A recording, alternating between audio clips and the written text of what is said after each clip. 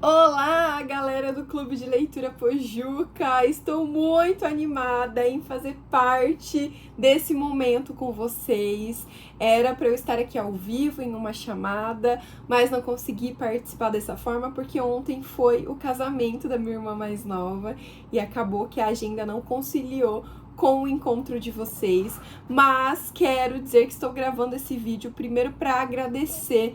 É sempre muito especial quando vocês escolhem um livro nacional para ler no Clube do Livro, e é ainda mais incrível para mim saber que vocês escolheram Amor às Causas Perdidas. Eu fico muito emocionada e eu espero de coração que a leitura tenha sido positiva, que a experiência de ler em grupo também, que essa leitura tenha trazido debates valiosos. Então, realmente, obrigada pela oportunidade de lerem a minha história no clube, mas mais do que isso, de discutirem, debaterem e darem espaço para que essa história seja muito maior no coração de vocês. Então, realmente, muito obrigada!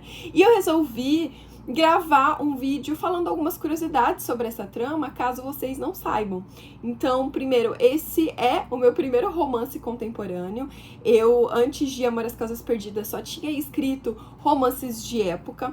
Eu também fiquei, gente, 4 anos de ressaca e de bloqueio literário no sentido de escrita. Eu não consegui escrever nada durante 4 anos, e esses 4 anos foram muito complicados porque eu tinha uma sensação de que eu nunca mais voltaria a escrever, de que eu não tinha nenhuma história para contar, de que meu papel como escritora já havia acabado depois que eu tinha publicado meus romances de época. Eu passei muito tempo também tentando escrever um novo romance de época, e eu acho que a minha frustração estava aí, porque eu queria me aventurar em gêneros diferentes, mas não tinha aquela coragem para dar esse passo e mudar e ir para o romance contemporâneo. E aí eu fui para a Bienal de São Paulo pós-pandemia, e foi a maior Bienal da minha carreira, e eu tive um encontro muito especial com vários leitores que já tinham lido as minhas histórias e que tinham sido impactados e transformados por elas, e ter esse feedback fez com que eu quisesse voltar a escrever, porque eu acredito, gente, que cada livro carrega um pouco da nossa essência. Não tem como, por mais que Amor às Causas Perdidas seja um livro ficcional, ele carrega muito de mim, dos meus valores, de quem eu sou, do que eu acredito, do que eu valorizo.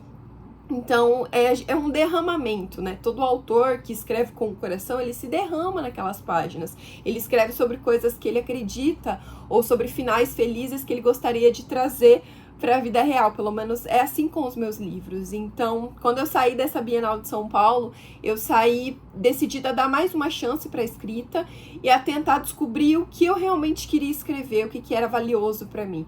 E como eu tinha sido mãe nos últimos anos, eu resolvi que falar sobre maternar era importante para mim, né? Eu tenho na família uma história de abandono parental muito dolorosa e que deixou marcas muito grandes, e que essas marcas fazem parte de quem eu sou também. Então, escrever sobre isso foi uma forma de eu lidar com essas emoções, até porque nos últimos anos eu tive que lidar muito com isso na terapia. Então eu quis trazer sobre as marcas do abandono no livro e trazer várias formas e várias maneiras que a gente pode maternar, né? Nós temos esse estigma de que maternidade é gerar um filho, e na verdade o maternar é muito mais do que isso. A gente pode ter vários modelos de família, a gente pode ter várias formas de acolher uma criança nos nossos lares, e isso é muito importante para mim, porque eu acredito nisso, ainda mais agora sendo mãe. Então eu quis me derramar e escrever sobre esse assunto. Então Amor às Causas Perdidas, antes de tudo, antes do romance, antes de qualquer outra coisa, é uma história sobre o que é o maternar. E eu acho que a gente vê muito, né? Então ele fala sobre adoção. Todos os dados de adoção que eu trouxe aqui, gente, são dados reais, dados que eu pesquisei muito para escrever. Então eu quis falar sobre adoção, eu quis falar sobre o abandono, eu quis falar sobre mulheres que sonham em ser mãe e não conseguem, mulheres que não querem ser mãe, mulheres que estão ali na fila de adoção. Então eu quis sobre famílias também, né, que estão ali, casais do mesmo sexo que passam anos e anos e anos sonhando em construir uma família. Eu quis trazer todas essas vertentes para a história. Mas uma curiosidade é que na primeira versão de Amor às Causas Perdidas, o livro tinha mais ou menos 70 mil palavras. E ele era só romance. Ele pincelava esses temas de maternidade, adoção, ansiedade, saúde mental, que são temáticas trabalhadas aqui, mas ele só pincelava, porque o foco do livro era ser um romance clichê, fofinho, previsível e que deixava o leitor com um sorriso bobo no rosto. Só que quando essa primeira versão ficou pronta, o primeiro leitor foi o Manuel, que é meu marido, e depois foi para minha agente e para minha editora, elas falaram que queriam que eu aprofundasse, né? Todos eles falaram, seria muito legal se você aprofundasse essas temáticas. Eu sou muito conhecida por ter uma escrita mais dramática. Quem leu Volte Para Mim, Livre para Recomeçar, sabe que eu sou conhecida por, gostar de um drama. Então, quando eu fui escrever Amor às Calças Perdidas, eu queria fugir disso. Mas, na verdade, não é que eu não queria abordar esses temas, é que eu não estava preparada para eles.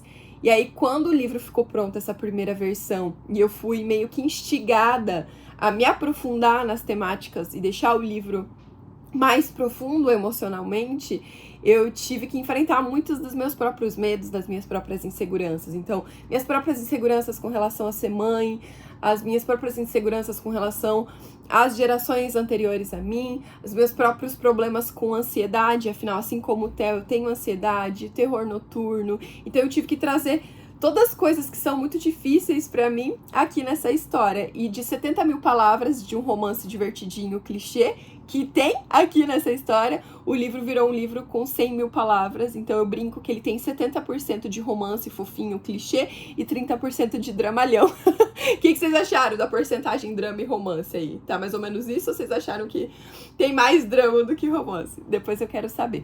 Outra curiosidade sobre esse livro, gente, é que eu escrevi boa parte dele ouvindo Engenheiros do Havaí, que é uma banda que fez muito parte ali do começo da minha vida adulta. Eu gosto muito das letras, eu gosto muito das músicas.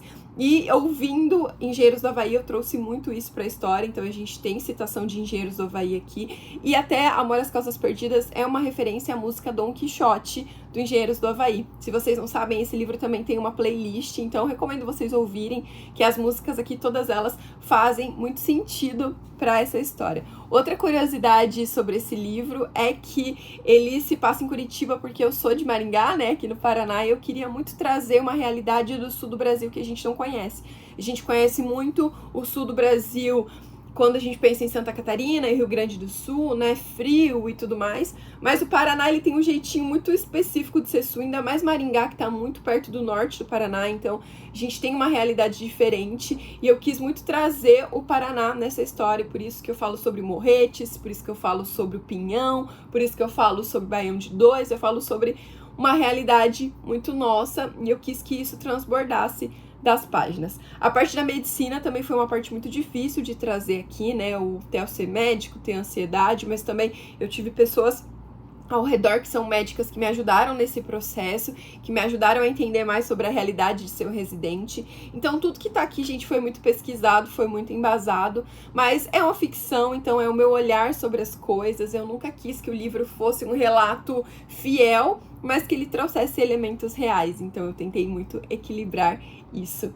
E é isso, gente, essas são algumas características da história, algumas curiosidades. Eu espero muito que a leitura tenha sido boa para vocês, que tenha sido gostosa, e gostaria de estar aí para ver a opinião de vocês, mas como eu não posso, eu só fico aqui mesmo agradecendo. Muito obrigada por todo apoio e espero aí que o encontro de vocês seja muito especial.